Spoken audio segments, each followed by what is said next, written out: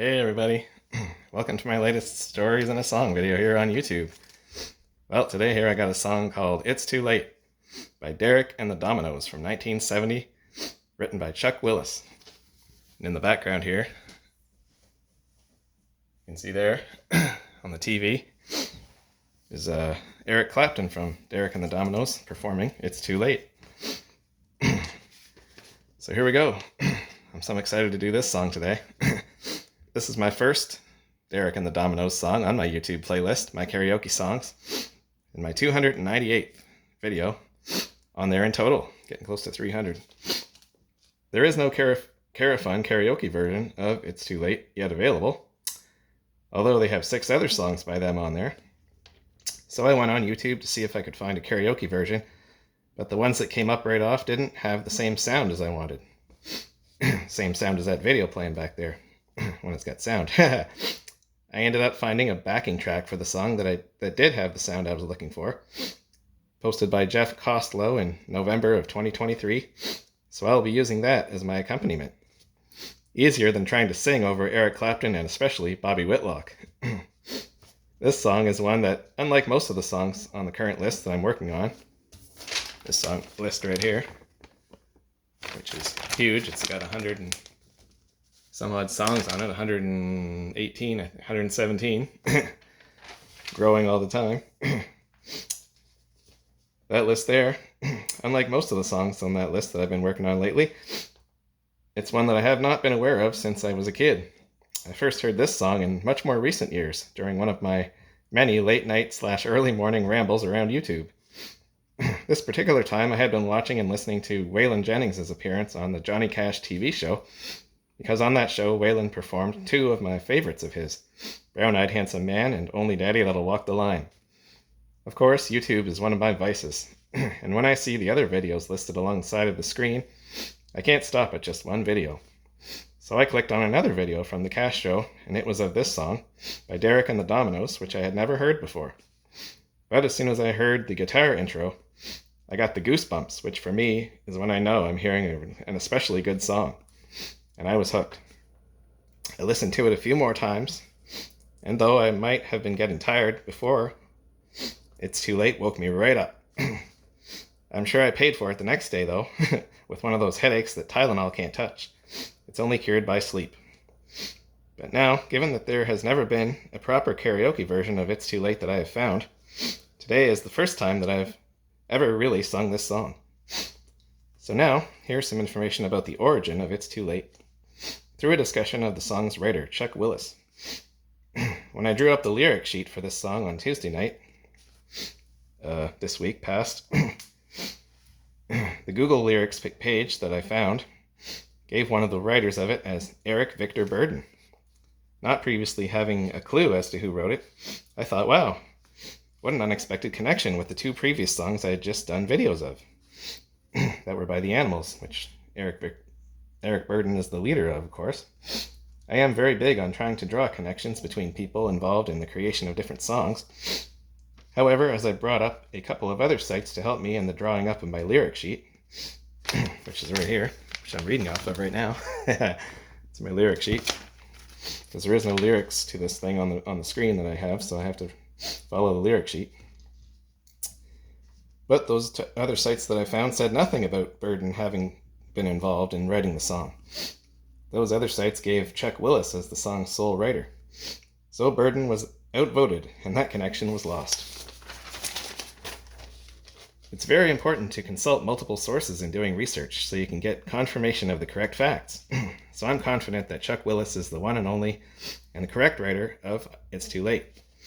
Now that we have established who the true writer of the song is, I will tell you about him. Chuck Willis was born Harold Willis. Chuck was a nickname, on January 31st, 1926, in Atlanta, Georgia.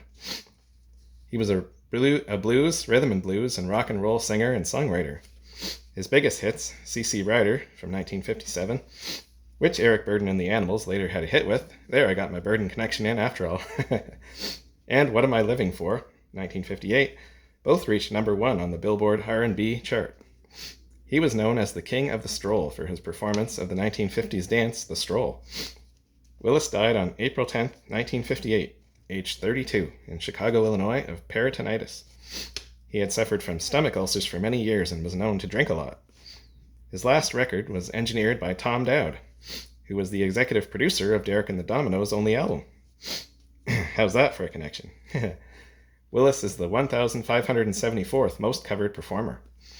He has written or co-written 25 songs that have been released by more than one artist, including It's Too Late, from Be Good or Be Gone, originally by Willis himself on January 26, 1951, to Gone, originally by Kanye West featuring Consequence and Cam'ron on August 30th, 2005. His most covered song is I Feel So Bad, originally by Willis himself on September 17, 1953, which has been covered by 49 different artists. It's Too Late is second on that list, having been covered by 23 different artists. I'll say more about the cover versions of It's Too Late later.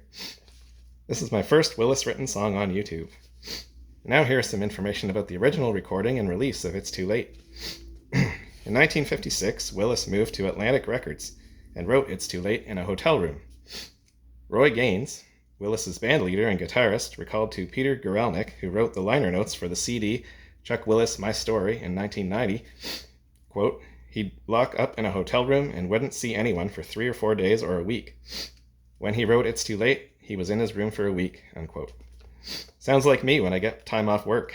I lock myself in my apartment and work on videos or other projects until it's time to go back to work. Willis and his band recorded It's Too Late and had the first release of the song in May 1956 as a single on Atlantic Records with B-side Kansas City Woman. He did it in an R&B soul pop style. It reached number 3 on the US R&B chart in 1956. The song was featured on his 1958 Atlantic album, The King of the Stroll, as track 5 on side A. Derek and the Dominos released a version of the song on their 1970 album, Layla and Other Assorted Love Songs. The band's performance of the song on the Johnny Cash Show, which is what I got in the background back there, was their only television appearance. That album is the only studio album by the band, which was recorded between August 26th and September 10th, and on October 1st and 2nd, 1970, at Criteria Studios in Miami. It was done in a blues rock style, executive produced by Tom Dowd, and collectively produced by the band as a whole. Personnel who played on the album included the members of Derek and the Dominos, Eric Clapton on vocals and guitar, lead guitar on It's Too Late, Bobby Whitlock on vocals, keyboards, Hammond B3 organ, acoustic guitar on Thorn Tree in the Garden, harmony and co-lead vocals on It's Too Late with Clapton plus keyboards, Carl Radel on bass and percussion, bass on It's Too Late, and Jim Gordon on drums and percussion, piano and backwards cymbal tape loops on Layla, drums and percussion on It's Too Late. Other personnel were Dwayne Allman of the Allman Brothers Band on guitar and slide guitar on all tracks except I Looked Away, Bell Bottom Blues, and Keep On Growing, and Albie Galutin on piano on Nobody Knows You When You're Down and Out. Here is some background on how the band Derek and the Dominos came to be. The band grew out of Clapton's frustration with the hype associated with his previous bands, the supergroups Cream and Blind Faith.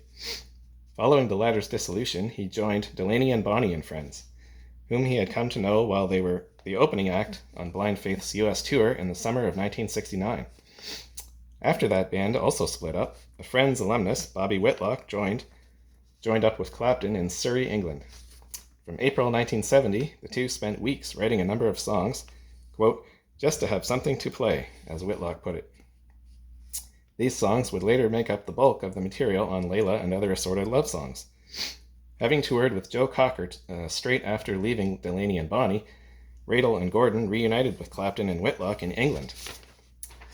Clapton attempted to avoid the limelight under cover of the anonymous Derek and the Dominos, with whom he played a tour of small clubs in Britain during the first 3 weeks of August. The group's name had reportedly resulted from a gaffe made by the announcer at their first concert, who mispronounced the band's provisional name, Eric and the Dynamos. In fact, Clapton chose Derek and the Dominos because he did not want his name and celebrity to get in the way of maintaining a band image. When the tour was over, they headed for Criteria Studios in Miami to record an album. The source of the album's eventual centerpiece, Layla, was rooted in Clapton's infatuation with Pattie Boyd, the wife of his friend and Beatle lead guitarist George Harrison, who had joined Clapton as a guitarist on Delaney and Bonnie's European tour in December 1969. Dave Marsh, in the Rolling Stone Illustrated History of Rock and Roll, wrote that, quote, "There are few moments in the repertoire of recorded rock where a singer or writer has reached so deeply into himself that the effect of hearing them is akin to witnessing a murder or a suicide. To me, Layla is the greatest of them," unquote. Here's a little bit about how Duane Allman came to be involved in the album's recording. Dowd was at Criteria working on the Allman Brothers Band's second album, Idlewild South, when the studio received a phone call that Clapton was bringing the Dominos to Miami to record. Upon hearing this, guitarist Duane Allman indicated that he would love to drop by and watch if Clapton approved.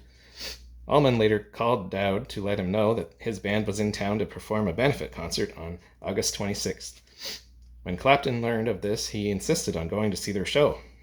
Clapton and company sat in front of the barricade separating the audience from the stage. When they sat down, Allman was playing a solo. As he turned around and opened his eyes and saw Clapton, he froze. Dickie Betts, the Allman's other lead guitarist, picked up where Allman left off, but when he followed Allman's eyes to Clapton, he had to turn his back to keep from freezing himself. After the show, Allman asked Clapton if he could come by the studio to watch some recording sessions, but Clapton invited him there directly and told him to bring his guitar. Jamming together overnight, the two bonded. Clapton wrote later in his autobiography that he and Allman were inseparable during the sessions in Florida. He talked about Allman as the, quote, "musical brother I'd never had but wished I did," unquote. The majority of the songs on the album were products of Clapton and Whitlock's collaboration, which produced 6 of the 9 originals on the recording, with 5 covers making up the balance, including an up-tempo take on Willis's doo-wop ballad, "It's Too Late." Atco Records issued the album on November 9th, 1970 in the US, with a UK release following in December on Polydor. The album failed to chart in the UK, while in the US it peaked at number 16 on the Billboard Top LPs chart. Despite this achievement, the album was viewed as a commercial failure. Dowd rued the difficulty of getting airplay for the songs on US radio, while the lack of success in Britain was due to minimal promotion by Polydor and bad press comparing it unfavorably with Clapton's Cream output. Concerned that the press and public were unaware of Clapton's involvement, Atco and Polydor distributed badges reading, "Derek is Eric." The album also flopped critically. A review in Melody Maker's December 12, 1970 issue by Roy Hollingworth opined that the songs ranged, quote, "from the magnificent to a few lengths of complete boredom," unquote. 2 singles were released from the album, Bell Bottom Blues, backed with Keep On Growing in January 1971, which reached number 91 on the Billboard Hot 100, a re-release backed with Little Wing, peaked at number 78. The second single was Layla, backed with I Am Yours in March 1971, which reached number 51. A re-release in May 1972, backed with Bell Bottom Blues, just cracked the top 10. In later years, Layla was reassessed much more positively. In 2004, the song was ranked number 27 on Rolling Stone's list of the 500 greatest songs of all time. As for It's Too Late, in my personal opinion, this song is proof that great songs sometimes never show up on the charts.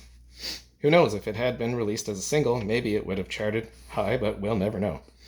Thankfully, we have a live performance of it included in the band's only television appearance on The Johnny Cash Show during an episode that was filmed on November 5th, 1970, and aired on January 6, 1971.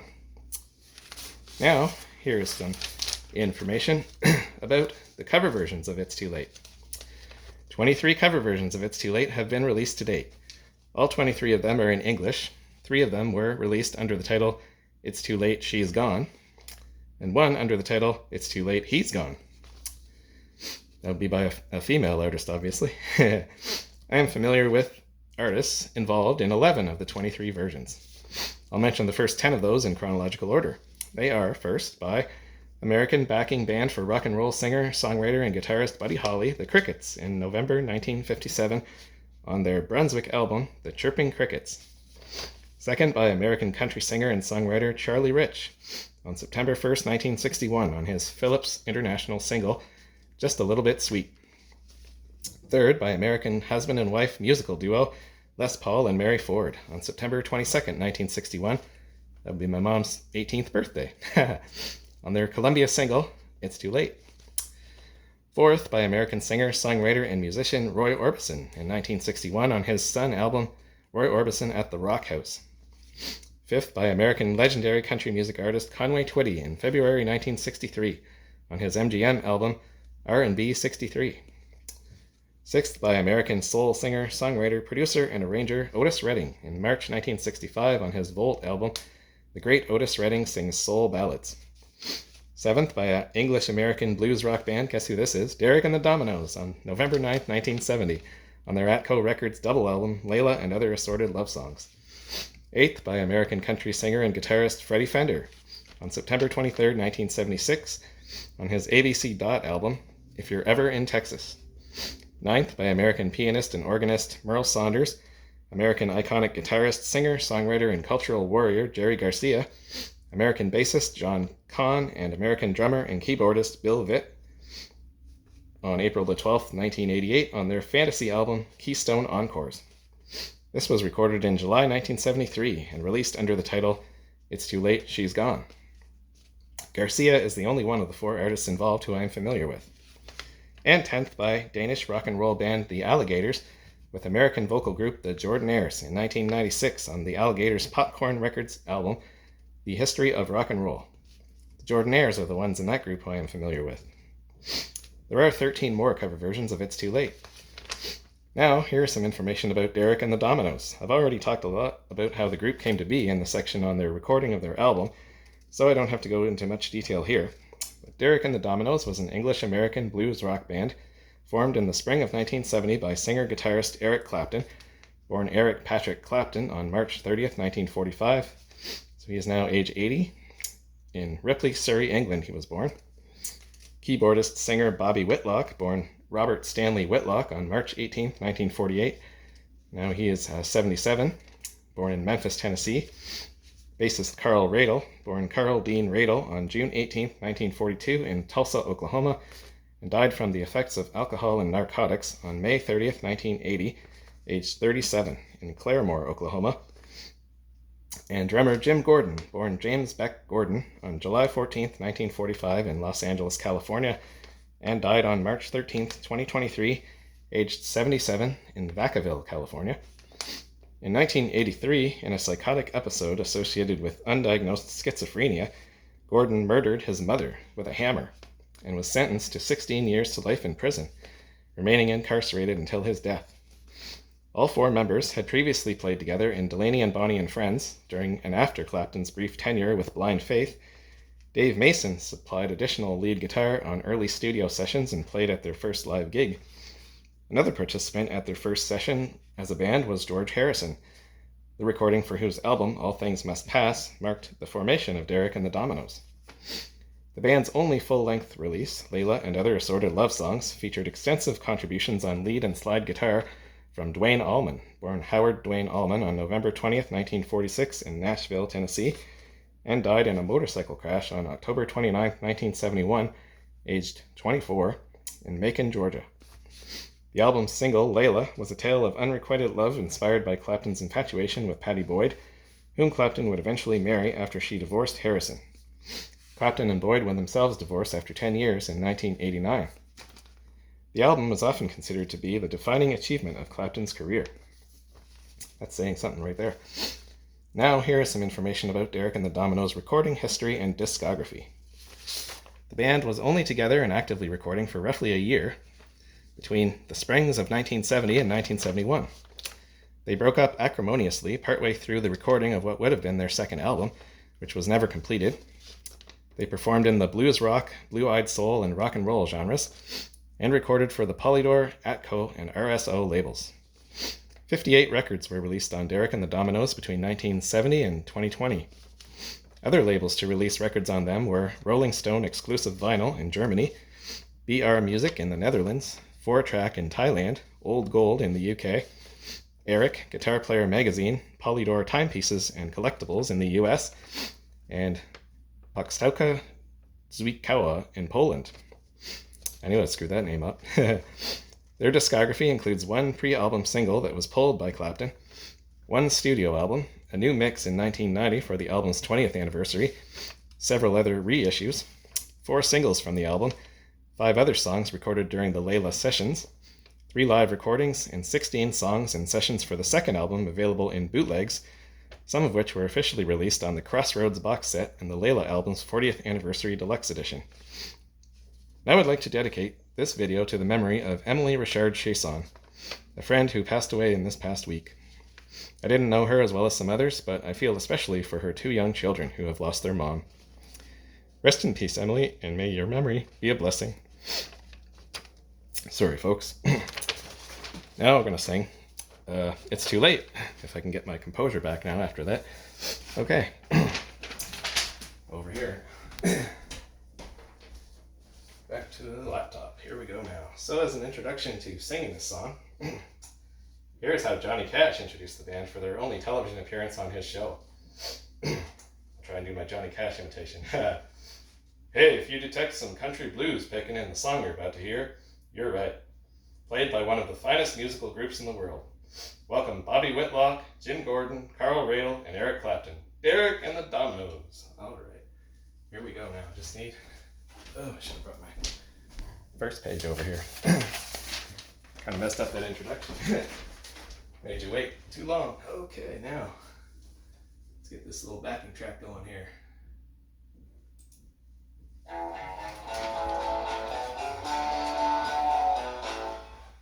It's too late, she's gone. It's too late, yeah.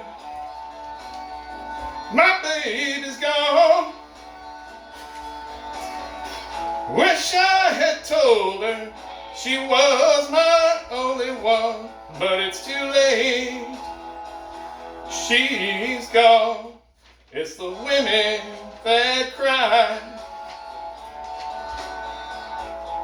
So I guess I best better hide my eyes. Yes, I will miss her more than anyone, but it's too late. She's gone.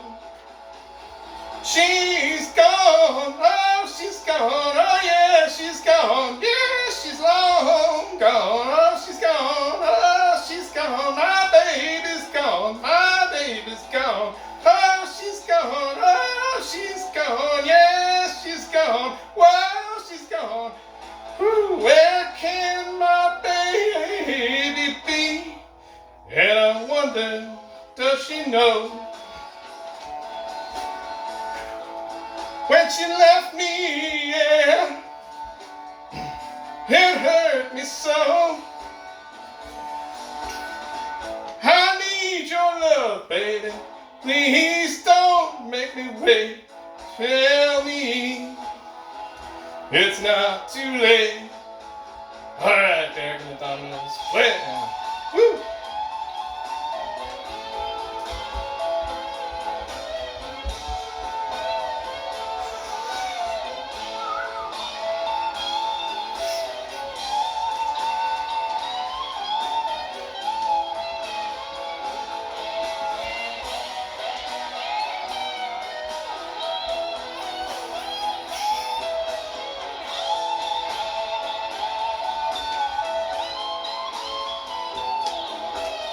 This is the part where we dance, y'all.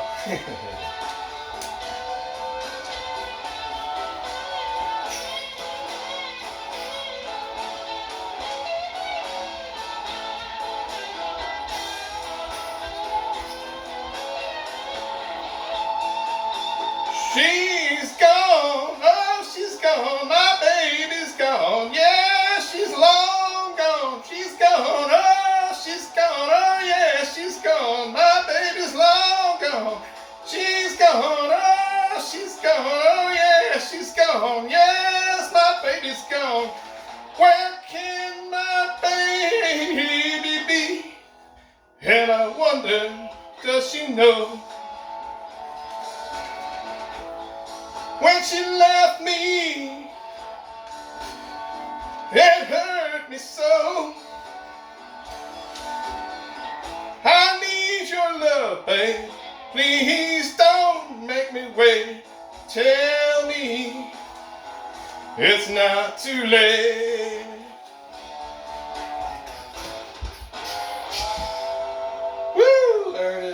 Too Late, She's Gone by Derek and the Dominos from 1970. Woo!